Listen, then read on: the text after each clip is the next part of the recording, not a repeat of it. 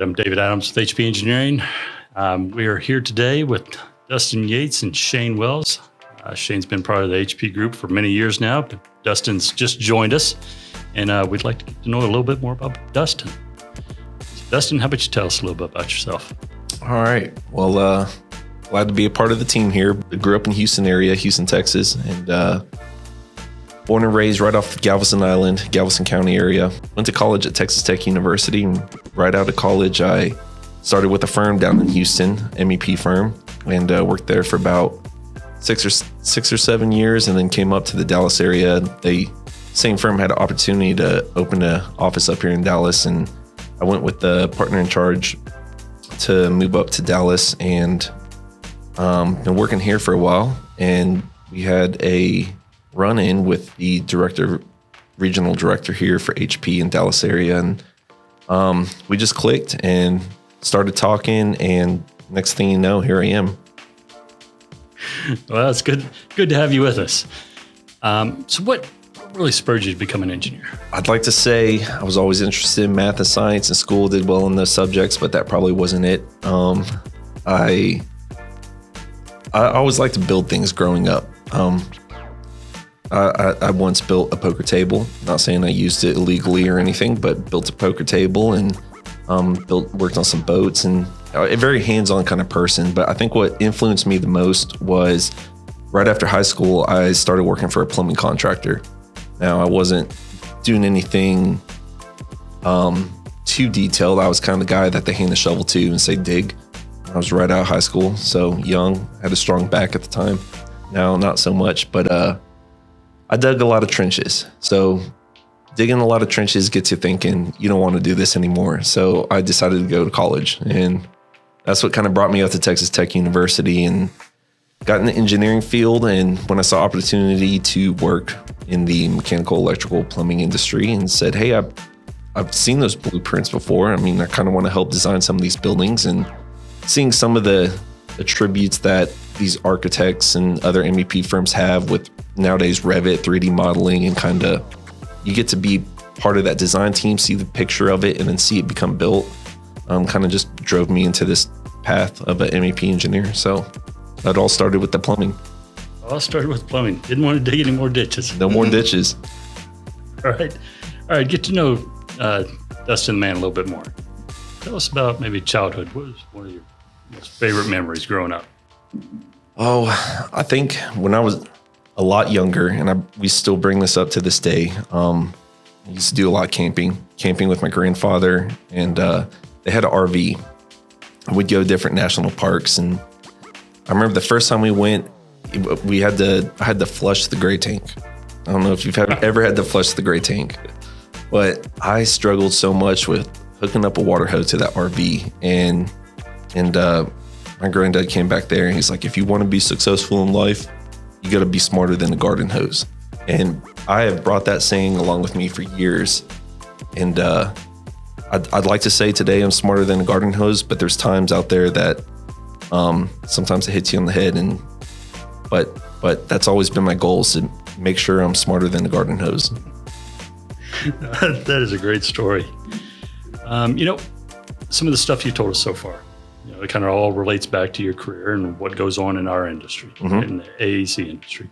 What are some of the biggest challenges you see today in our industry? There's a lot of challenges out there. Okay. Every project we work on is completely different. They're all unique.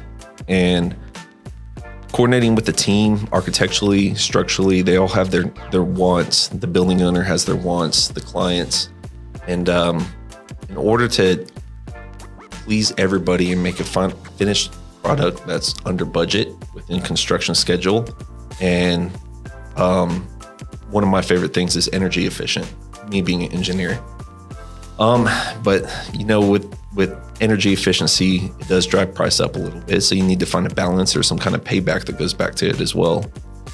And I think working through that, working with the clients and the teams that are put together on some of these large scale projects have probably been the most entertaining for me.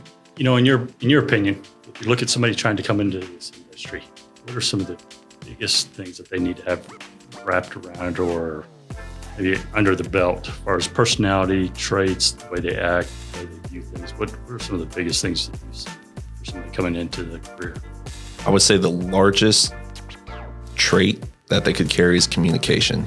You got to be able to speak up. You got to be able to talk to your teammates, talk to other teams outside the company that you're working with. If you don't speak up, or even if they don't speak up to you, you need to ask the question. You need to find out what their finished product is that you're trying to reach. Communication in any team is the secret sauce for success, right? Right. If we're not communicating effectively, we're going to fail at some point. It's not a matter of if we're going to fail, let's just win, right? And so we've always got to be communicating back and forth. There's really no dumb questions, okay? Ask the questions. You don't know what's going on. You don't understand. Ask the question. There's no such thing as over-communicating in what we do, right? Right. Even for things you don't know, you may not have the experience or never seen this kind of project before. Well, we're not saying you can't do it. You definitely can learn about it, but you have to communicate, ask the right questions, kind of figure everything out, and you'll be all set for the next time. But you don't have to have that experience in this industry. As long as you communicate and talk to the right people, and you could be next top level engineer. That's right. That's right. All right, let's get back to a little bit more about you. Okay. You know, what's your favorite book, and kind of why do you like it so much? I don't know if I have a necessarily favorite book. I know one author I enjoy reading is Dan Brown. It's escape from reality. I like the hidden treasure, following clues kind of aspect, and he does a really great job of keeping that reader intrigued by switching sceneries and going from following one character to the other between chapters. It really makes you want to read on and kind of figure out what problem solve. It's a puzzle. I love puzzles, and the way Dan Brown writes really keeps me intrigued. All right, so that goes along with you being an engineer. You know? That goes kind of along with the engineer aspect there. So, all right, what's on your current playlist? For music? Yeah, or podcast, anything. Podcasts, I change every once in a while, but I'm more listen to the music. I think growing up, I listened to a lot of classic rock, but now it's more heavier rock. I like different hard rocks, going to concerts around here in the Dallas area.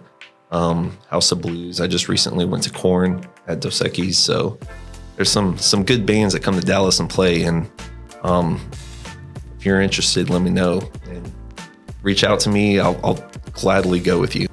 So, all right, holidays coming up. You know, which holiday movie character do you most associate with? This is not an easy question. The first movie that comes to mind is The Grinch, but that's speaking holiday movie. That's not me. I'm more of an elf kind of person, trying to figure it out along the way. So you ever see that scene where he tries to ride the escalator for the first time and puts one step at a time, he puts one foot on there and it just kind of takes him up? That's the way I kind of view myself. It's just keep going and you'll figure it out along the way, right? All right, well, Dustin, man, it's nice hearing a little bit more of your background, your story, and appreciate your time with us today. Forward to having a long, fruitful career as your partner here at HB Engineering. Yeah, I'm glad to be on board. Thanks for having me.